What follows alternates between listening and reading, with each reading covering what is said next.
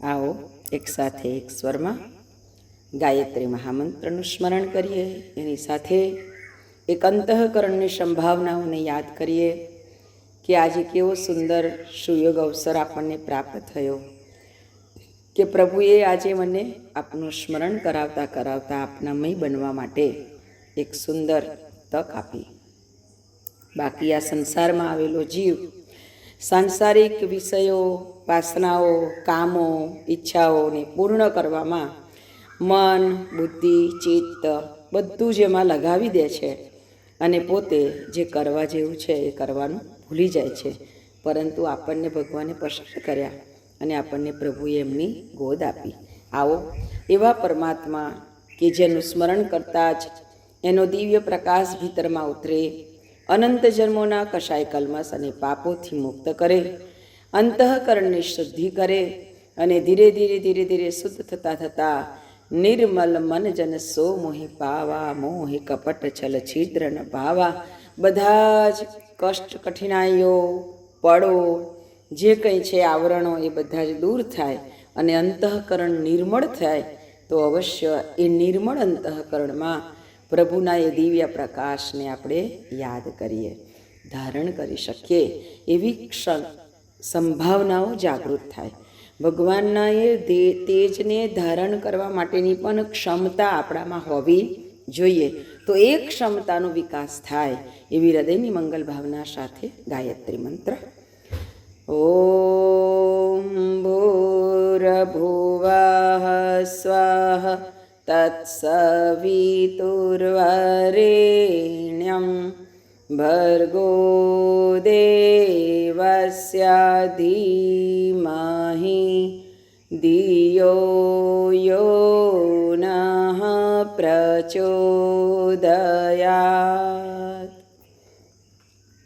અજ્ઞાનતિમિરાન્ધસ્ય જ્ઞાનાંજનશલાકયા ચક્ષુરુન્મીલિतं येन તસ્मै શ્રીગુરવે નમઃ. યા દેવી સર્વભૂતેષુ શ્રદ્ધારૂપેણ સંસ્થિતા માતૃરૂપેણ સંસ્થિતા નમસ્તસ્યૈ નમસ્તસ્યૈ નમસ્તસ્યૈ નમો નમઃ. પરમ પૂજ્ય ગુરુદેવ પરમનીય માતાજી, આદ્યશક્તિ, વેદ માતા, દેવ માતા, વિશ્વ માતા મા ગાયત્રીના પાવન ચરણ કમલમાં અનંત કોટી દંડવત પ્રણામ સાથે ઉપસ્થિત તમામ શ્રદ્ધાળુ વાલા ભક્તજનો, પરિજન, ભાઈઓ બહેનો, આપ સૌના અંતઃકરણમાં બિરાજિત પરમ ચૈતન્ય સ્વરૂપ પરમાત્માને મારા કોટી કોટી પ્રણામ. આવો ગુરુ પૂર્ણિમાની પાવન વેલા નજીકના સમયની અંદર આવી રહી છે ત્યારે ગુરુ તત્વની મહિમાને આપણે જ્યારે જાણીએ, સમજીએ, આત્મસાત કરીએ ને ત્યારે એના પ્રત્યે અપાર શ્રદ્ધા, નિષ્ઠા, ત્યાગ અને સમર્પણની ભાવનાઓ જાગૃત થાય. કોઈ પણ જગ્યાએ તમે જોશો તો ખબર પડશે કે કોઈનું પણ જ્યારે કોઈ મહાત્મય, એનો મહિમા જ્યારે આપણે જાણી લઈએ છીએ ને ત્યારે એના પ્રત્યે આપણને આકર્ષણ થાય. ચાહે કોઈ વસ્તુ હોય, ચાહે કોઈ વ્યક્તિ હોય, ચાહે કોઈ ધંધો હોય, ચાહે કોઈ પણ ક્ષેત્રની અંદર જાઓ, પણ એ જગ્યાએ એનો મહિમા સમજાય તો એના પ્રત્યે આકર્ષણ થાય અને થાય. દર વર્ષે આવો ગુરુ પૂર્ણિમાનો પાવન અવસર આવતો રહે છે અને આપણે દર વર્ષે ગુરુ ગીતા પારાયણ કરતા રહીએ છીએ અને વચ્ચે વચ્ચે પણ આપણે તો પારાયણ લઈએ. આ પારાયણના શબ્દ, એક એક શબ્દને જો આપણે આમ મનન કરીએ ને તો આપણા હૃદયની અંદર ગુરુ તત્વના મહિમાને અંદરથી સ્ફુરિત થાય, અંદરથી જ આપણને એના પ્રત્યે એક અલગ લગાવ પેદા થાય. એ એવું એક વ્યક્તિત્વ છે, એવું એક પરમ તત્વ છે કે જેના અંદરથી કદાચ આપણે પ્રગટ થયેલા છે. કારણ કે સારો સંસાર એ એના લીધે છે, ભગવાનના કારણે છે ને. અને ગુરુ એ સ્વયં ભગવાનનું સ્વરૂપ છે. ગાયત્રી પરિવાર તો સતત એ મનન કરે જ છે, સ્વયં ભગવાન હમારે ગુરુ પરમ સૌભાગ્ય હમારા હૈ. स्वयं नारायण नर्तन धरे हमारे बीच पधारे हैं, स्वयं भगवान हमारे गुरु परम सौभाग्य हमारा है। आम तो જોઈએ ને, गुरु तो आते जाते पर नारायण कभी कभी आते, कभी अवतार हुआ करते पाप धरती पर बढ़ जाते। જ્યારે જ્યારે પણ પાપ વધે ત્યારે ત્યારે સ્વયં ભગવાન સદગુરુના રૂપે સંસારમાં પ્રગટ થાય છે. એવા ઘણા બધા વિભૂતિવાન પરમ તત્વો છે કે જેને પોતાના સ્વરૂપની અંદર ભગવાનના દર્શન કરાવ્યા હોય. ભગવાન જેની જેની પાત્રતા વિકસિત થતી જાય ને એની અંદર એનું ઐશ્વર્ય ઓટોમેટિક ઉતરતું જ જાય. એને પછી કોઈ અરજી વરજી કરવાની ના આવે, એને કોઈ લેખિત એમ પેલું કહીએ ને વિધિસર બધું કરવું પડે, એ કશું કરવું ના પડે. પણ જેમ જેમ જેની પાત્રતા વિકસિત થતી જાય તેમ તેમ એ બ્રહ્માંડીય ઉર્જા, એ ચેતના એની અંદર સ્થાપિત થતી જાય અને એના કારણે આ સંસારની અંદર કોઈને કોઈ એવા જે અસંભવ લાગતી વાતો સંભવ બનવા લાગે, એટલે કે જેને દુનિયાનો માણસ ચમત્કાર કહે, એ ચમત્કારો સર્જાયા કરે. આ ચમત્કારો સર્જાવા પાછળનું કારણ એક જ છે કે જેના કારણે ચમત્કાર સર્જાય છે એવું આપણે માનીએ છીએ, એ એના ભીતરની અંદર રહેલા ઐશ્વર્યનો પ્રભાવ છે. પરમ પૂજ્ય ગુરુદેવનું એક લક્ષ્ય એ જ હતું કે માનવનો બદલાવ બહારથી નહીં ભીતરમાંથી થવો જોઈએ. અંદરના ઐશ્વર્યને નિખારવા માટે આપણે એવા તત્વની સાથે જોડાઈએ છીએ. પણ આપણું મન કેવું છે કે એમને જે કર્યું, એમને જે ક્રિયા કરતા જોઈએ ને એ ક્રિયાઓની અંદર આપણે માણસ ફસાઈ ગયો. કર્મકાંડ કરવાની પાછળ પરમ પૂજ્ય ગુરુદેવે એક એક બાબત ઉપર કેટલી સચોટ વાત સમજાવવાનો પ્રયત્ન કર્યો કે બેટા, આ ખાલી જો ભાવના વગર અને પ્રેરણા વગર કરશો તો એ એક રમત છે, જેવી રીતે ઢીંગલા ઢીંગલીની રમત રમીએ એવી. પણ જો તમે આ નાના સરખા ક્રિયાકાંડની અંદરથી પ્રેરણાને આત્મસાત કરી દેશો તો માનવ મહામાનવ બનશે, દેવ માનવ બનશે, સ્વયં ભગવાન પણ બનશે. કારણ કે રમત રમતની અંદર જ મૂળચંદે ભગવાનને શોધી લીધા હતા અને આર્ય સમાજના સ્થાપક સ્વામી દયાનંદ સરસ્વતી બની ગયા. એ રમતમાંથી જ આપણે શીખવાનું છે, રમત રમતા રમતા શીખવાનું છે. અત્યારનું તો ભણતર એવું પણ કહે છે ને, ચાલો રમતા રમતા ભણીએ. રમતા રમતા એટલે તો આપણને ખબર છે ને કે પહેલાં ધોરણ આપણે જ્યારે, અત્યારે હવે નર્સરી ને પ્લે સેન્ટર, નર્સરી પહેલું બીજું ના તે બધું આવ્યું. આપણને તો 6 વર્ષના થાય ત્યારે સ્કૂલમાં મૂકવા જતા હતા તોય પેલી ઘોડી રાખીને જ શીખવાડે. આ 1 મણકો એટલે 1 ને 2 મણકા ખસેડે તો 2, 3 મણકા ખસેડે તો 3. આ બધું આપણને એવી રીતે શીખવાડતા હતા.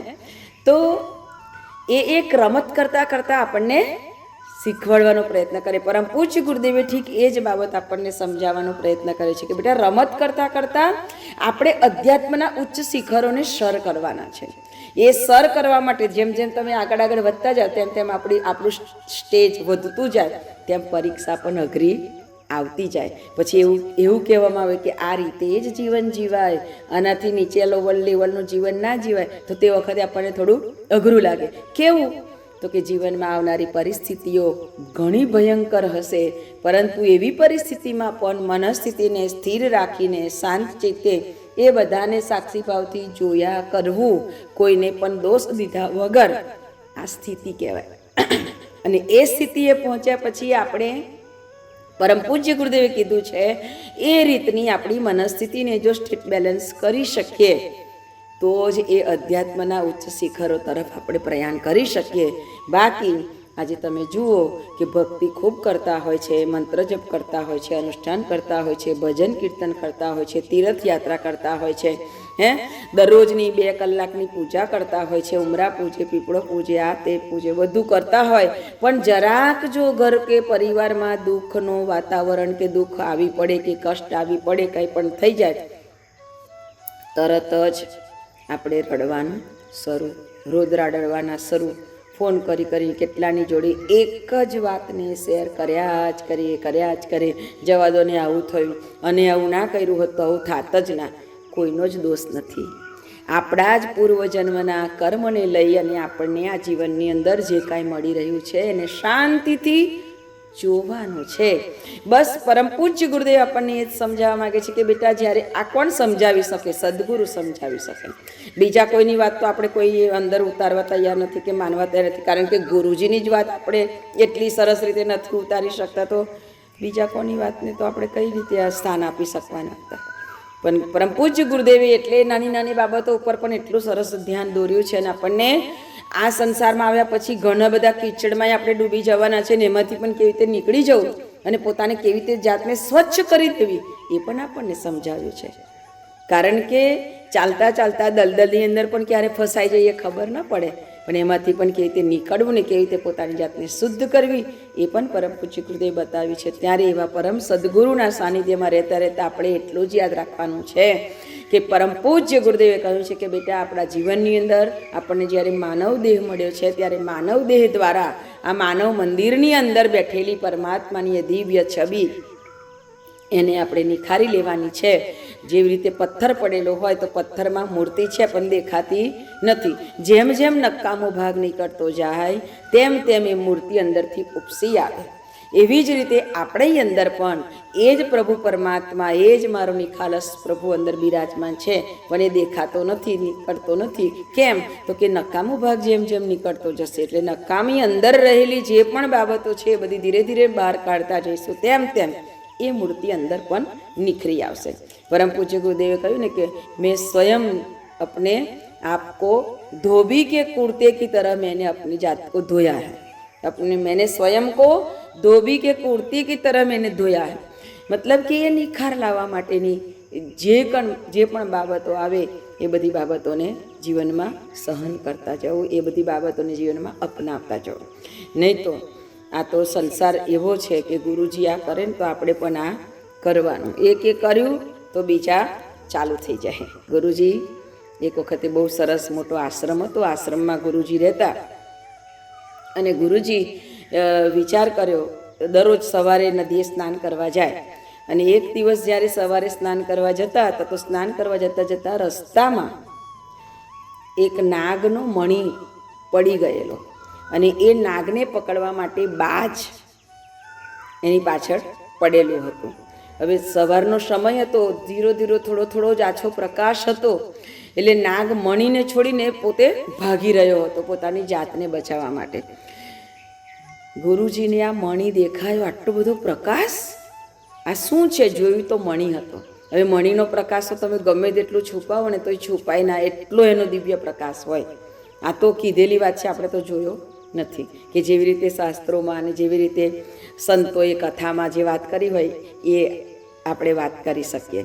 કારણ કે જે વસ્તુ અનુભવ નથી, જે વસ્તુ જોઈ નથી, એના ઉપર 100% આપણે કશું ના કહીએ, પણ સંતોની વાણી પર વિશ્વાસ રાખી અને આપણે એમાંથી પ્રેરણા લેવાની. એટલે ગુરુજીને થયું કે આ મણી જો અહીંયા પડી રહેશે, ગમે તેના હાથમાં આવી જશે, કદાચ કોઈ લઈ જશે ને કોઈ નાગ પછી એની પાછળ પડશે તો ખોટું તકલીફો ઊભી થાય, એના કરતાં હું લઈ લઉં. લઈ તો લીધો, હાથમાં મુઠ્ઠી વાળી, પણ એનો પ્રકાશ જ એટલો બધો. હવે શું કરવું? તો એમની જે ઉપરનો કુર્તો હતો તે કાઢી, ઉપવસ્ત્ર જે હતું તે કાઢીને એનામાં વીંટ્યું તો પણ એનો પ્રકાશ આવે. એમ કરતાં કરતાં ચાલતા એ નદીએ પહોંચ્યા. વિચાર કર્યો કે હું નાહવા જઈશ અને અહીંયા મૂકીને જઈશ તો આટલો બધો પ્રકાશ છે, ખબર નહીં શું થાય, એના કરતાં હું એમાં દાટી દઉં.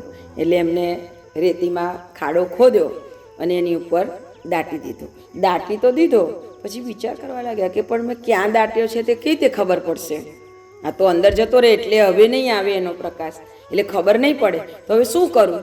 એટલે ગુરુજીએ વિચાર કર્યો કે લાવ એના ઉપર ટિમ્બર બનાવી દઉં.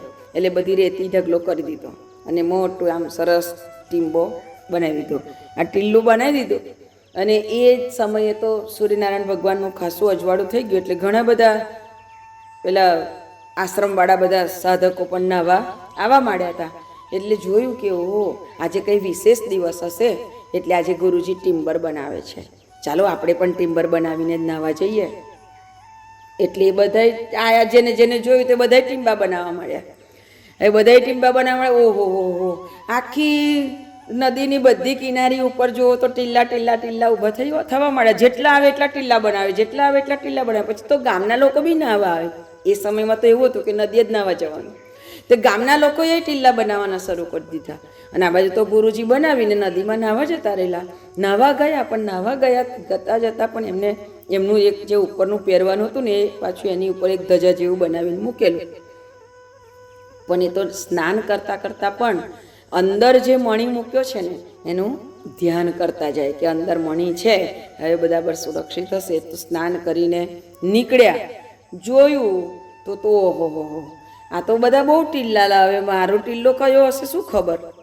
પણ ધીરે રહીને ગુરુજીએ વિચાર કર્યો કે મારું જે ઉપવસ્ત્રનું મેં ધજા જેવું બનાવ્યું હતું એ મારે શોધવું પડશે. કારણ કે બધાને પોતપોતાના જે પહેરણ હોય એના ધજા બનાવેલી, ગુરુજીની ધજા જોયેલી. એટલે માંડ ગુરુજીએ પોતાની આ ધજા ઓળખ્યા પછી એમને પોતાના જ વસ્ત્રની અંદર આખું એક મણી લઈ અને એ તો જતા રહ્યા. ઘરે જઈને પોતે વ્યવસ્થિત પોતાના આશ્રમે એને સરસ મૂક્યો.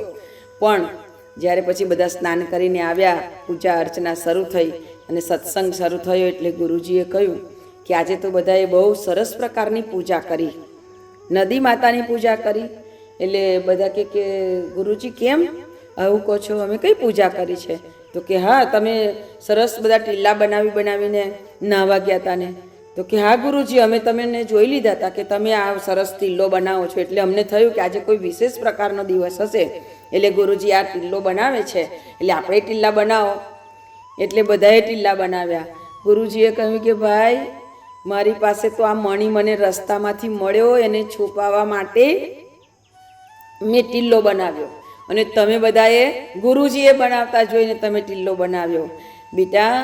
અને એ ટીલ્લો તો એટલે બનાવ્યો હતો કે અંદર એક મણી હતો, અને એ મણી સુરક્ષિત રહે એટલા માટે મેં ટીલ્લો બનાવ્યો. તે નાહતા પણ હું તો મણીનું ધ્યાન કરતો હતો, અને તમે બધા શું કરતા હતા? તો કે અમે ટીલ્લાનું ધ્યાન કરતા હતા. તમને ધ્યાન કરતા જોઈને અમે ટીલ્લાનું ધ્યાન કરતા હતા કે આવું ટીલ્લો બનાવવાનું ને એનું ધ્યાન કરવાનું. એટલે બધા હસવા માંડ્યા કે ગુરુજી અમે કેટલા મૂરખ છીએ. તો ગુરુજીએ કીધું કે એ તો હું તમને સમજાવું છું, તમે મૂરખ નથી, આખી દુનિયા જ મૂરખ છે. કેમ ગુરુજી એવું કહો છો? તો કે અંદર આત્મારૂપી મણી જે બિરાજમાન છે એનું ધ્યાન કરવાનું ગુરુજી કહે છે. અને આપણે ધ્યાન કોનું કરીએ છીએ? આ ટીલ્લાનું, શરીરરૂપી ટીલ્લાનું ધ્યાન કરીએ. ક્યાંય ડાઘો ના પડવો જોઈએ, કંઈ ફોલ્લી ના થવી જોઈએ, કેટલી જાતનું ક્રીમ લઈ આવીએ, વાળ જરાય ધોરા ના થવા જોઈએ. તો પછી આમ ફટાફટ પેલા નવા જાતના કયું હું મળે છે તે બધું શોધી લેવાનું કે કેવી રીતે વાળ આમ સરસ દેખાવા જોઈએ, સ્ટ્રેટ વાળ કેવી રીતે કરાય. કેટલી જાતના કેમિકલો માથામાં નાખીને સ્ટ્રેટ વાળ કરે. આપણા શરીરને સુંદર બનાવવા માટે, શરીર સ્વસ્થ રાખવું એ જરૂરી છે. પરમ પૂજ્ય ગુરુદેવનું આ વાતને આપણે ધ્યાનમાં લાવીશું આ વખતે, કારણ કે શરીરની બાબત છે. શરીરને સ્વસ્થ રાખવું જરૂરી છે, પણ શરીરને સુંદર પણ રાખવું જ જોઈએ. પણ એની પાછળ જ પૂરેપૂરી આપણી શક્તિ વેડફી દઈએ છીએ, એ આપણા માટે બહુ મૂર્ખામી છે. એટલે ગુરુજીએ સમજાવ્યું કે બેટા, શરીર એ સાધન છે, એટલે સાધનને સાચવવું જરૂરી છે ને, સ્વસ્થ રાખવું, તંદુરસ્ત રાખવું, સુંદર રાખવું, એને સજાવવું એ જરૂરી છે. પણ એની પાછળ પૂરેપૂરો સમય, ખર્ચ, આ બધું કરવું આપણા માટે કેટલું યોગ્ય છે? તમે વિચાર તો કરો કે કોઈ જગ્યાએ કંઈક દાન પુણ્ય કરવાનું આવે ને તો આપણે એમ વિચાર કરીએ કે ના ભાઈ, હા એ તો મારાથી નહીં થાય. અને કપડાં લેવા જાવ ને તો આપણને જે સાડી ગમી જાય, ભલે ને 25,000ની હોય ને 30,000ની હોય, ના પણ મારા મનમાં તો આજ બેઠી છે એટલે એક વખત લઈ જ લઉં.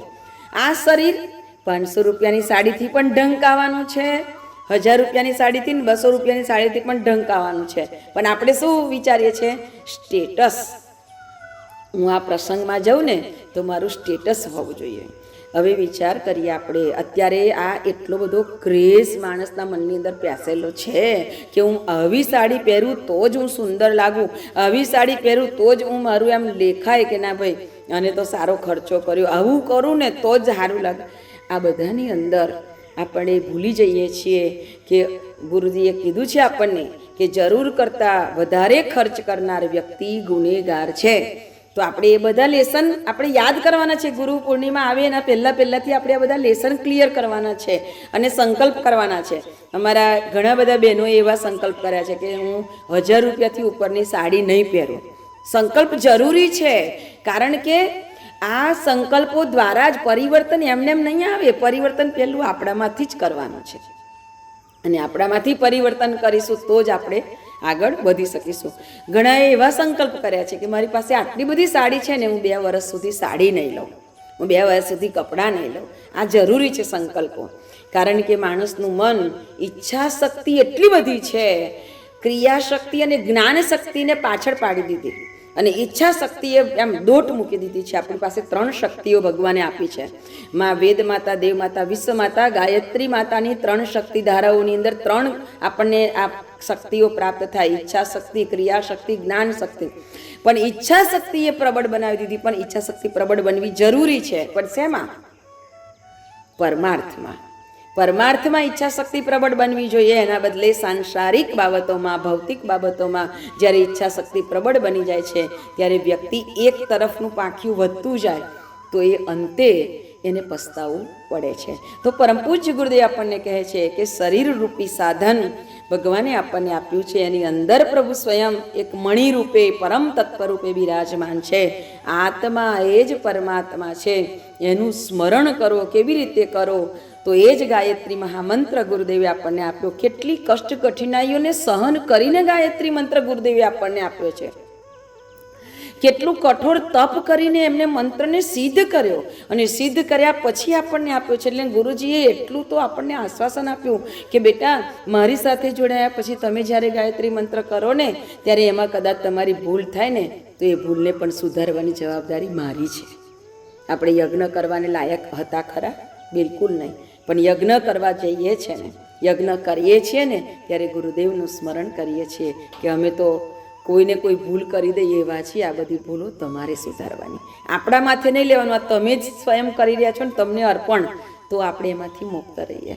આપણે કર્યું, મારો યજ્ઞ સરસ થયો, તો એમાં જે ભૂલ થાય એ પાપ આપણને લાગે. એટલે ગુરુદેવે આપણને બધામાંથી કેટલું સરળ રીતે મુક્તિ મળે, આપણે એમાંથી મુક્ત થઈએ, આપણા કર્મબંધનો ના બંધાય એ માટે કેટલું સરસ જ્ઞાન આપ્યું.